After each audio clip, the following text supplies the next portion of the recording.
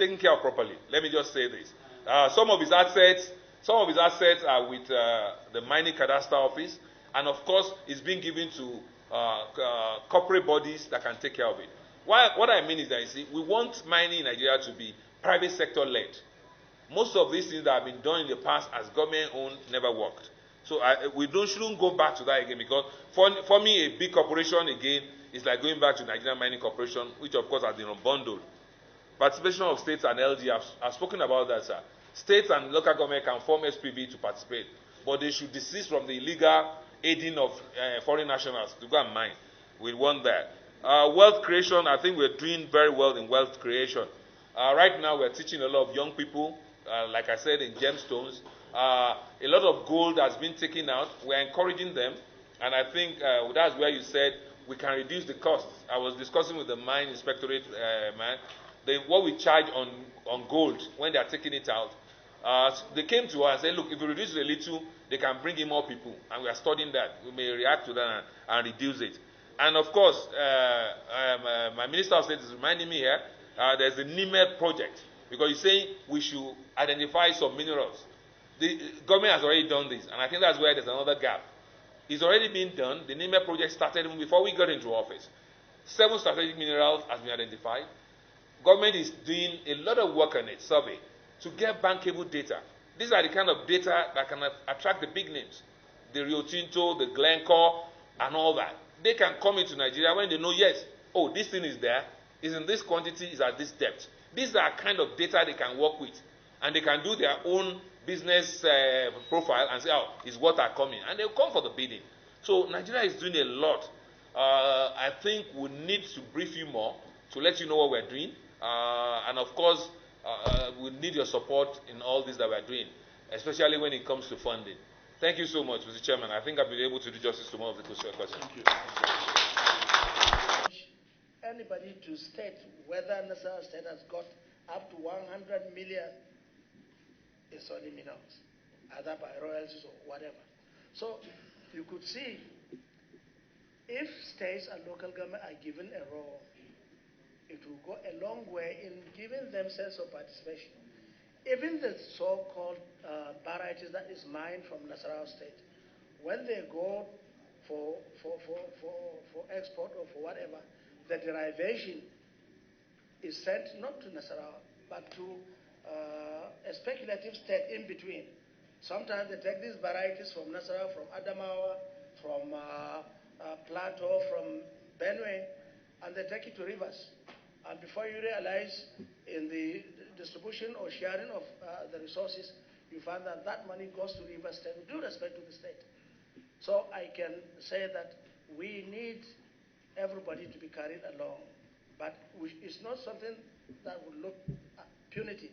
It's something that requires collaboration and cooperation, because it is in the interest of the federal government, the Senate, the miners, the stakeholders, even the artisanal miners, that will come together and get role to play so that we can diversify, create wealth, and create employment. The second, when you talk about mining being capital intensive, I agree with you. Very few of Nigerian miners have the capacity to really exhaustively exploit the resources that we are endowed with. It's just like in the oil industry. Most of our people being given oil rigs or oil blocks or oil wells, they call people from outside to come and do it so that they get what they want to get. Whatever it is, we are exploiting the benefit that we would have left without utilization. But we should also think about investing in the future. We cannot, just because solid mineral is capital intensive, and we say, oh no, let's leave it to private entrepreneurs.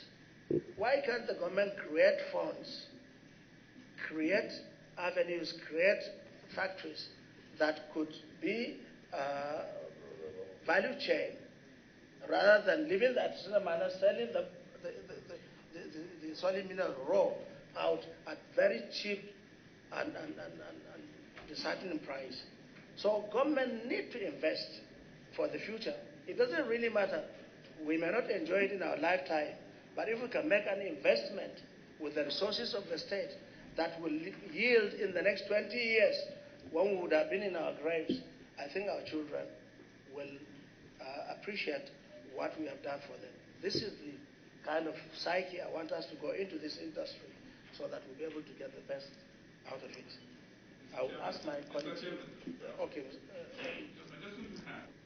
It's one in Kent. I mean, and I'm referring to my distinguished senators. The Sokoto State government is partnering, on phosphate that was discovered in the Sokoto Basin. And now we've brought in a company from Morocco to make fertilizer.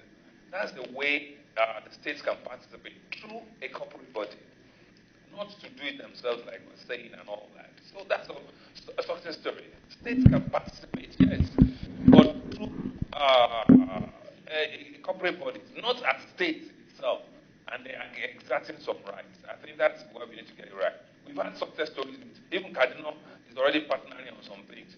So actually, states are doing this, and all the other states just seem to emulate what is being done successfully. And excuse me, sir, I'm not saying that the government should not do anything. It's just like I say in the oil industry. The only way we've been able to develop our oil is by bringing in the big names: Shell, Mobil, Chevron, and all that. It's the same thing with the state. The kind of funding that is needed. At times you may spend $150 million before you hit the big thing, the pay, So that kind of money government does not. When we are still struggling to do education, to do health and all that, we can't afford that kind of investment. Let private capital come in. Everybody is happy for it. The government gets its share, and everybody gets their own. Thank you, sir. Highly blessed ministry officials and heads of MDAs. I think this has been a very successful meeting where we have been able to have some good interactive session and understanding of the workings of the ministry. I feel this cooperation is what we need to move this country forward, especially that the solid mineral industry is seen as second to the petroleum industry. And I want to assure you that my distinguished colleagues will cooperate with you, and we also want to carry stakeholders along, private miners and practitioners. Let them all come.